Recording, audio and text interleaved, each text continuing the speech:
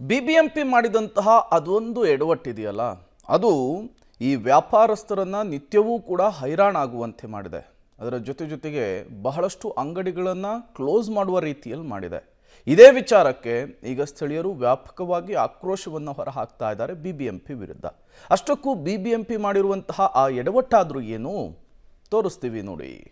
RT ನಗರದಲ್ಲಿ ಬಿಬಿಎಂಪಿಯ ವಿಳಂಬ ಕಾಮಗಾರಿ ಎಫೆಕ್ಟ್. ವ್ಯಾಪಾರಸ್ಥರು, ವಾಹನ ಸವಾರರು, ಬಿಎಂಟಿಸಿ ಪ್ರಯಾಣಿಕರು ಸುಸ್ತು. ಫುಟ್ಪಾತ್ ಕಾಮಗಾರಿಯಿಂದ ವ್ಯಾಪಾರ ಡಲ್, ಕೆಲ ಅಂಗಡಿಗಳು ಕ್ಲೋಸ್. ಒಮ್ಮೆ ಈ ದೃಶ್ಯಗಳನ್ನ ನೋಡಿ. ಧೂಳಿನ ಮಧ್ಯೆ ಬಸ್ ನಿಲ್ದಾಣದಲ್ಲಿ ಕುಳಿತ ಪ್ರಯಾಣಿಕರು, ಬಸ್ ನಿಲ್ಲಿಸಲು ಜಾಗವಿಲ್ಲದೆ ರಸ್ತೆ ಮಧ್ಯದಲ್ಲಿಯೇ ಪ್ರಯಾಣಿಕರನ್ನ ಹತ್ತಿಸಿಕೊಳ್ಳುತ್ತಿರುವ ಚಾಲಕ, ಮತ್ತೊಂದೆಡೆ ವ್ಯಾಪಾರವಿಲ್ಲದೆ ಡಲ್ ಆಗಿರೋ ವ್ಯಾಪಾರಿಗಳು.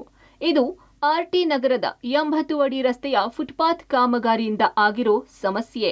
ಕಳೆದ 1 ವರ್ಷದಿಂದ ಈ ರಸ್ತೆಯಲ್ಲಿ ವೈಟ್ ಟ್ಯಾಪಿಂಗ್ ಕಾಮಗಾರಿ ನಡೆಯುತ್ತಿತ್ತು. ಇದೀಗ ರಸ್ತೆ ಕೆಲಸ ಮುಗಿದಿದ್ದು ಫುಟ್ಪಾತ್ ಕಾಮಗಾರಿ ಕೆಲ ತಿಂಗಳುಗಳಿಂದ ನಡೀತಾ ಇದೆ. ಈ ವಿಳಂಬ ಕಾಮಗಾರಿಯಿಂದ ಈ ಭಾಗದ ವ್ಯಾಪಾರಸ್ಥರಿಗೆ, ಬಿಎಂಟಿಸಿ ಪ್ರಯಾಣಿಕರಿಗೆ ನಿತ್ಯ ಸಮಸ್ಯೆ ಆಗ್ತಿದೆ. ಆವಾಗಲಿಂದ ನೋಡ್ತಾ ಇದ್ದೀನಿ, ದೀಪಾವಳಿ ದಸರಾ ಹಬ್ಬ ಮುಂಚೆಲಿಂದ ರೋಡ್ ಗೀಡ್ ಎಲ್ಲ ಇದು ಆಗ್ತಾ ಇದೆ. ಮತ್ತು ಈ ಥರ ಇರೋದ್ರಿಂದ ರೋಡ್ ಸರಿ ಇಲ್ಲದ್ರಿಂದ ತುಂಬ ಕಷ್ಟ ಆಗ್ತಾ ಇದೆ. ಬಿಸ್ನೆಸ್ ಎಲ್ಲ ತುಂಬ ಡೌನ್ ಆಗಿದೆ. ಬಿಸ್ನೆಸ್ ಏನು ಅಂತ ಇಲ್ಲ, ಯಾಕಂದರೆ ಇಲ್ಲಿ ಓಡಾಡೋಕ್ಕೆ ಜನಗಳಿಗೆ ಜಾಗ ಇಲ್ಲ.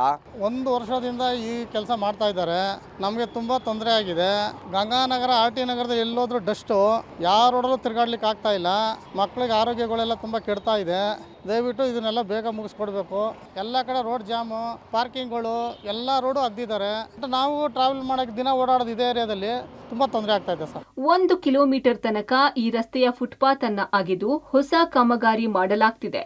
ಈ ಕಾಮಗಾರಿಯ ಎಫೆಕ್ಟ್ನಿಂದ ಇಲ್ಲಿನ ಶೋರೂಮ್, ಅಂಗಡಿಗಳ ವ್ಯಾಪಾರ ಫುಲ್ ಡಲ್ ಆಗಿದೆ.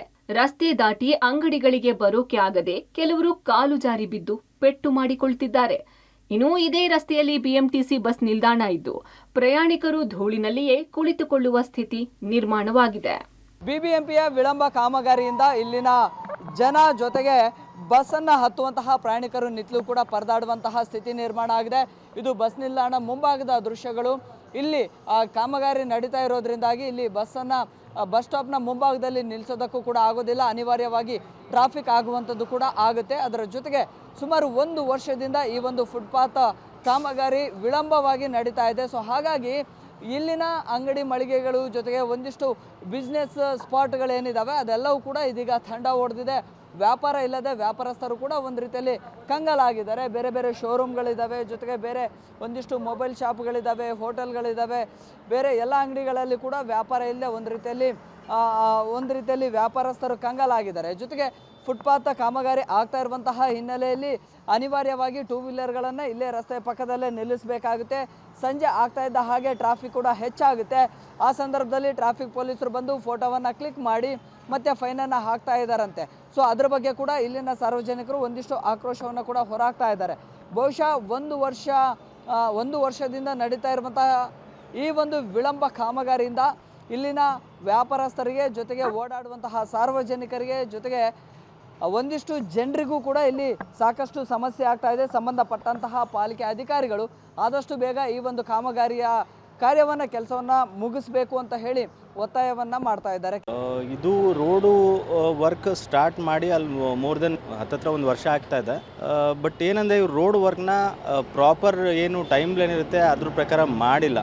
ಅದನ್ನು ಮಾಡಿದಿದ್ರೆ ನಮ್ಗಳಿಗೂ ಇಷ್ಟು ಪ್ರಾಬ್ಲಮ್ ಆಗ್ತಿರ್ಲಿಲ್ಲ. ಸೊ ಒನ್ಸ್ ಇವ್ರು ಸ್ಟಾರ್ಟ್ ಮಾಡಿದ್ಮೇಲೆ ತುಂಬ ಟೈಮ್ ಲೈನೆಲ್ಲ ಎಕ್ಸೀಡ್ ಆಗಿ ಅದೆಲ್ಲ ಕ್ರಾಸ್ ಮಾಡಿ 2-3 ಟೈಮ್ ಲೈನ್ ಆದರೂ ಕೂಡ ಇನ್ನೂ ಅವರು ಪ್ರಾಜೆಕ್ಟ್ ಎಲ್ಲ ಯಾರೂ ಫಿನಿಶ್ ಮಾಡಿಲ್ಲ.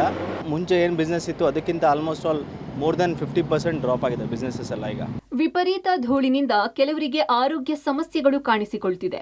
ಸಂಜೆ ಹೊತ್ತಲ್ಲಿ ಟ್ರಾಫಿಕ್ ಸಮಸ್ಯೆ ಕೂಡ ಉಂಟಾಗ್ತಿದ್ದು ಟ್ರಾಫಿಕ್ ಕ್ಲಿಯರ್ ಮಾಡೋಕೆ ಟ್ರಾಫಿಕ್ ಪೊಲೀಸರು ಹರಸಾಹಸ ಪಡ್ತಿದ್ದಾರೆ. ಆದಷ್ಟು ಬೇಗ ಫುಟ್ಪಾತ್ ಕಾಮಗಾರಿ ಮುಗಿಸಿ ಸಾರ್ವಜನಿಕರಿಗೆ ಅನುಕೂಲ ಮಾಡಿಕೊಡಬೇಕಿದೆ. Prakash, public TV, Bengaluru.